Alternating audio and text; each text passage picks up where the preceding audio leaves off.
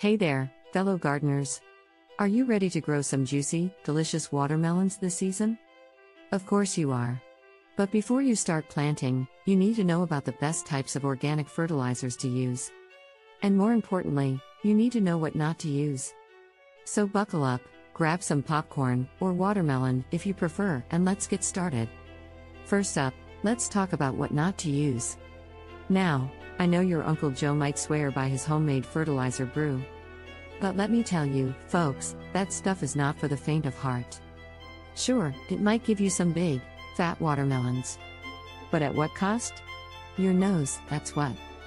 So let's stick to some tried and true organic fertilizers that won't leave you smelling like a compost pile. Number 1 on our list is good old-fashioned compost. It's cheap, it's easy to find, and it's packed with nutrients that your watermelon plants will love.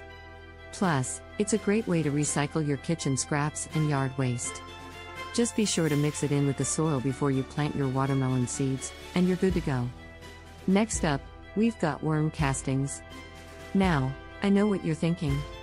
Worm poop? Really? But hear me out, folks. Worm castings are like a superfood for your plants.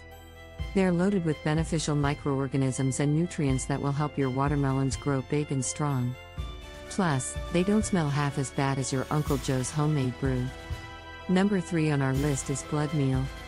Now, I know it sounds a bit gruesome, but it's actually just dried animal blood.